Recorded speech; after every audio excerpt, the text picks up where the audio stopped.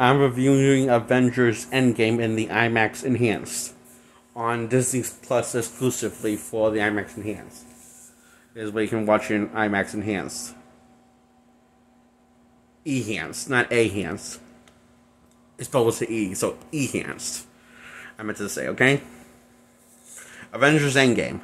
This movie's just under 3 hours. That's one of my problems, because I felt like it could have been longer, because this movie's technically not 3 hours like the movie advertised. It's not just over 3 hours, it's just under 3 hours, and just over 1 hour for the end credits after the main movie.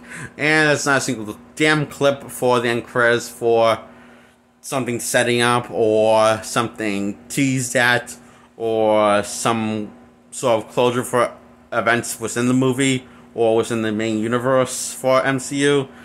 Nope, nothing. So it's like the end credits are really long. They're over an hour. They're just over an hour, and the movie's just under 2 hours. I mean, everything involving the film and, you know, footage from the film. So yeah, that advertisement saying that this was going to be over 3 hours is a fucking lie. What a surprise. So I was a little pissed off for that, I'm not going to lie. So if you're going to watch this movie, I should warn you, this movie is not a 3 hour over free. It's not even a 3 hour movie, or just over 3 hours. It is just over 2 hours. Didn't make it to the 3 hour mark, because that's when the other hour is for the end credits. That's just over 1 hour. Yeah, the end credits is just over 1 hour, but it's really just over 3 hours. They haven't, so like telling this ain't the really a long, like it's not like you know, I kind of was hoping that this was going to be a long movie, because like the advertisement said this was going to be the really long movie. Like they said it was going to be just out 3 hours, like the main footage in the film, but it's not. It's just under 3 hours. So yeah, which kind of sucks. A big bit of a deal breaker. So yeah. Much like Avengers Infinity War, Endgame, well, the entire film apparently was converted to widescreen, because everything involving the main film, including the end credits. So, end credits and everything involving footage from the film was shot with widescreen. Wasn't shot in widescreen, was shot in full screen.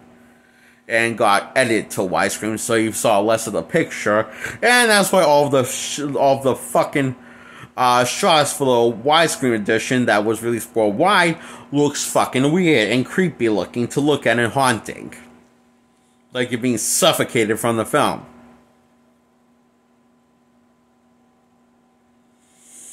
And again, because technically this is the longest Marvel movie since Infinity War.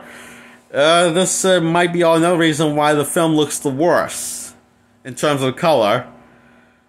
Not the IMAX Enhanced version, the other version, the one that was released worldwide, and also including the visual effects. This is the props and CGI and all of the visual effects and practical effects. So yeah,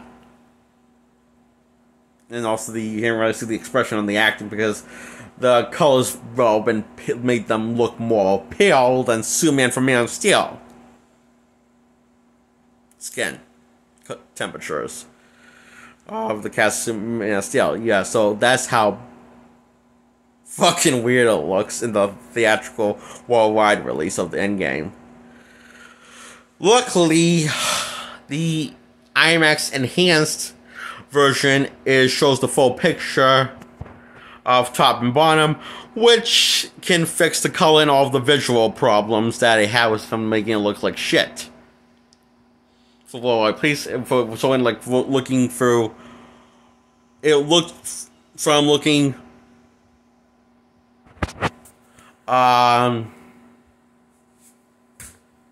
old and busted, to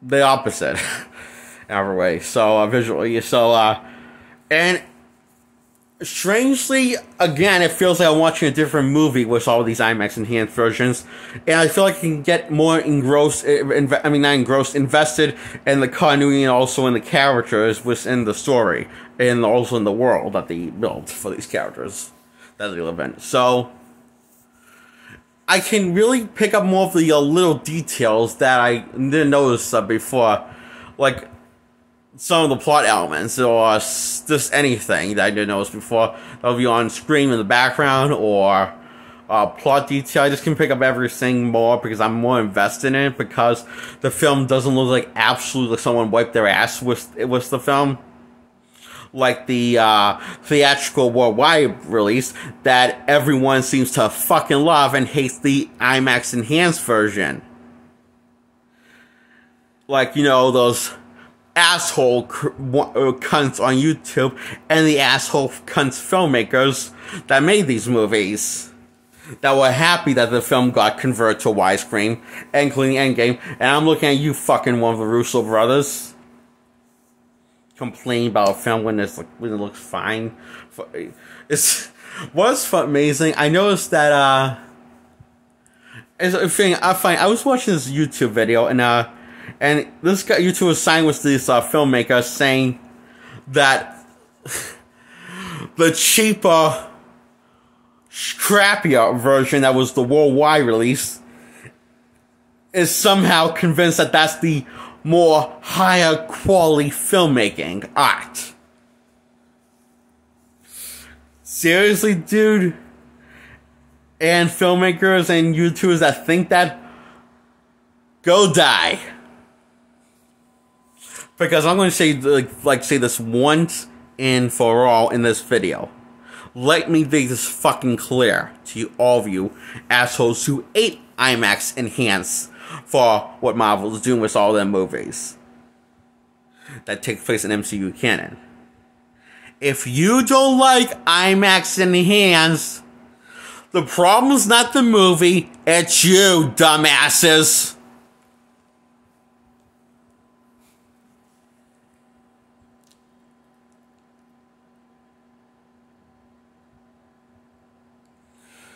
Oh, that felt good to get that out of my system.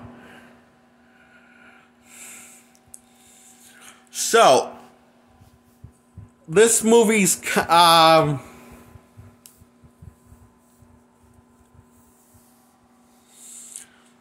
is really a time heist movie, actually. It's a time heist movie, and that's basically what the premise of this movie is. A time heist time travel movie. With the Avengers front and center of being the main focus, more of the main focus than they were in Infinity War. The dynamic between each Avengers member, you know? So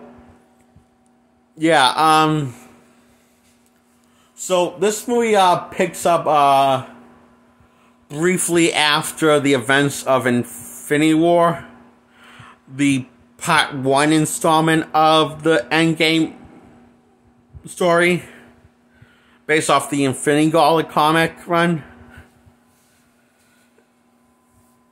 from Marvel Comics. So,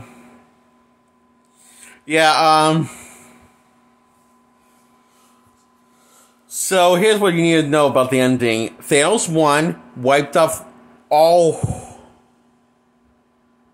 of half of the entire universe of all living creatures of the universe. Of their universe. So, that's how it ended, and now we, the Avengers, meet up with Tony Stark after getting rescued by Captain Marvel. and grieving and feeling like complete fucking failures because they did fail. Yeah, and Tony goes back to Earth from, I guess, just trip back from Earth by Captain Marvel, and he comes back as a broken, unstable, whole version of himself. And he's mad skinny.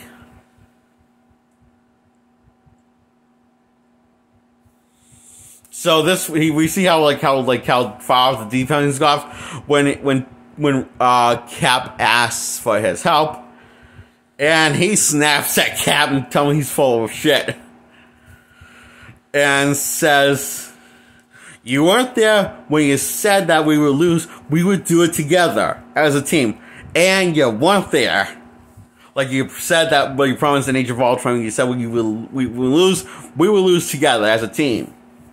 And you weren't there when I lost against Thanos. None of you basically, and he's pissed and gives him his high reactor that carries nanites to form Iron Man suit. So it's like a portable hot reactor that just a clip-on hot reactor. So he just hands it to Cap and says to put that thing on, put it on, and then you run if you find him, Thanos. He's referring to. Then he collapses, and Bruce sedated him, so he's going to be out for the rest of the evening. And yeah, so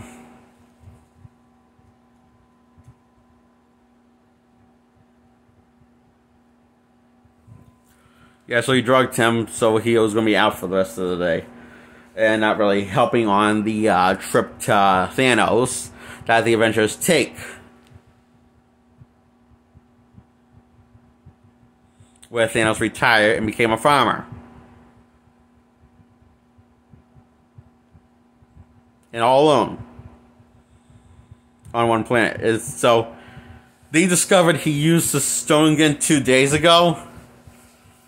They discovered he used the stone again 2 days ago, and so they're going to go get that son of a bitch, Captain America says, and the title Avengers Endgame comes up, and they arrive to the planet, and turns out the reason why he used the stones again was to destroy the stones, because he didn't see, like, anything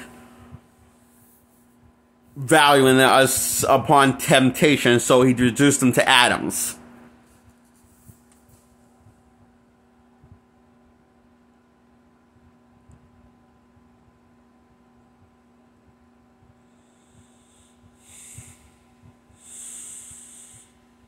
Now, he reduced them to atoms, and to destroy this, he's just, so then he didn't destroy the stone, he just destroyed the getting used to any of it. They still exist, they just don't they're little particles now in the air. So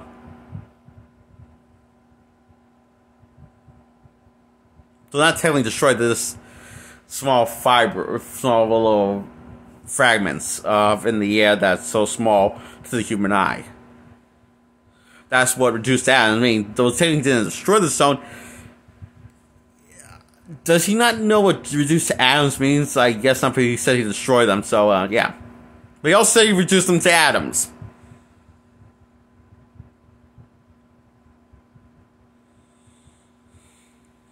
So he gloats. And, after Nebula sees that he's not lying and sticks up for him about being a liar, even though he's many things but not a liar, he's not. Then he feels guilty that how shitty he was a father to Nebula. And then he realizes how he's inevitable. And the work will always be done. Then Thor chops off his head with Stormbreaker. The Avengers are a little shocked and horrified now, knowing they're 100% fucked. If they had a chance before, they Thor fucked it up. And that happened 5 years ago, before the main events that Endgame takes place in. So jump 5 years later, everyone's super fucking depressed over everyone dying. And things change things, so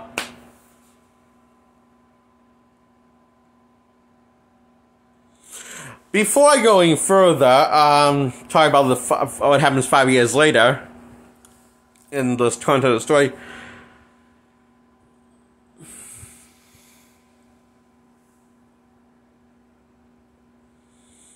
Thanos is an idiot.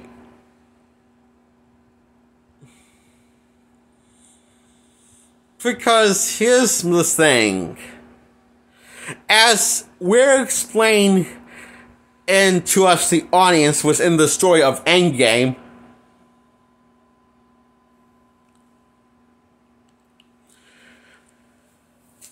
each Infinity Stone that exists in every timeline keeps the timeline stable for each timeline that is from. So, when he destroyed the stones, or reduced them to atoms, he kind of doomed he kind of, if you ever see the trailer to Doctor Strange and the Multiverse of Madness, that's probably why the universe is collapsing. The main universe of the MCU seems to on the verge of breaking, decaying, and collapsing, which logic and reasons and reality are thrown out the window, and time itself. Because here's what the Infinity Stones do for each timeline, and why I think that the source of cause of Multiverse of Madness is going to end up being Thanos, is because he's the one that kind of destroyed the stones in the first place, all 6 of them. Because they control everything in each timeline to stay stable. Reality, time, friction itself, and time itself. And atoms itself, and everything you can think of that needs to keep the universe stable or time stabled. So, basically, I think I figure out what was the cause of the Multiverse of Madness for the Doctor Strange sequel. And it's Thanos. It's so Thanos. So obviously, and I just don't know not many people have picked up on that, but when you think about it, it's Thanos. Not Doctor Strange, so, really,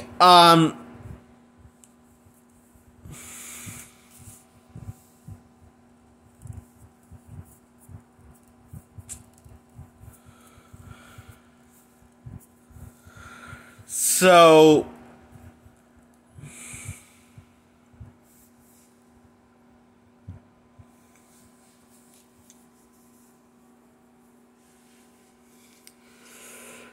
yeah. Thanos is the reason why the multiverse is collapsing and, Multiverse of Madness, the Doctor Strange sequel. It dawned on me recently in this video, so...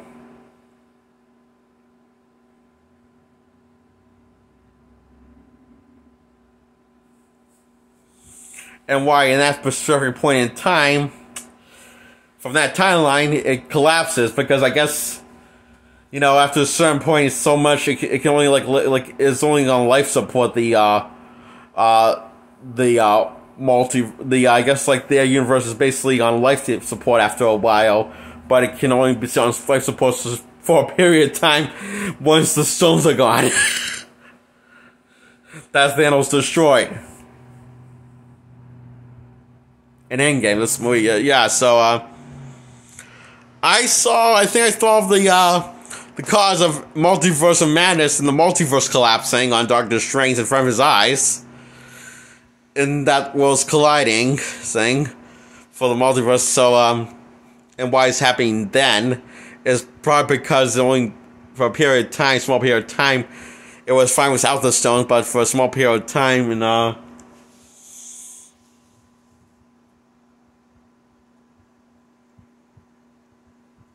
that's why I guess it can't hold itself together anymore. So yeah,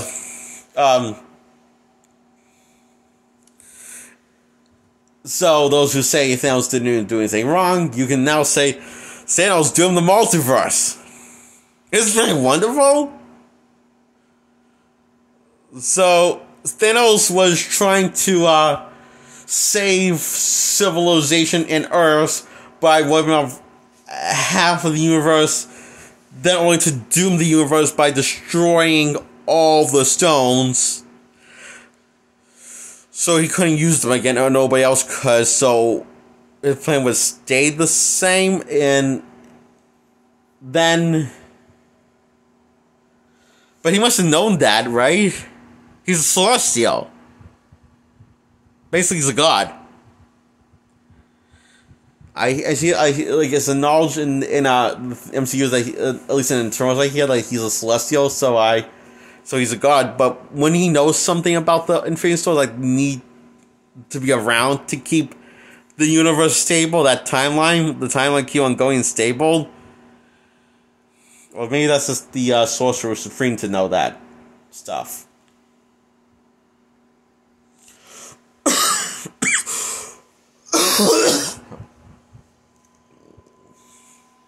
Who knows?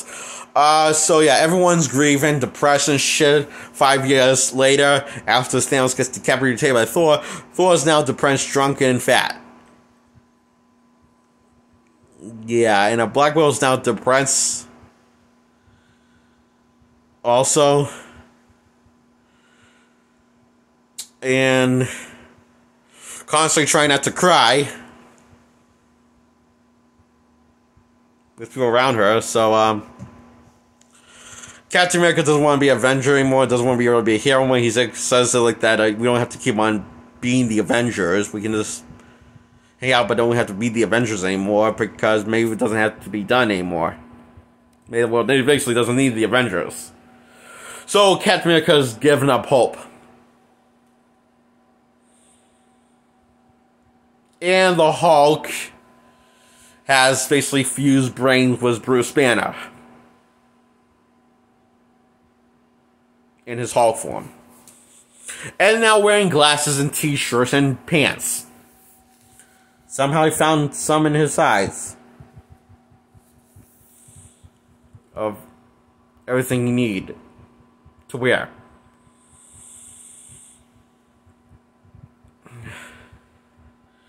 He dresses like someone's grandma for some reason.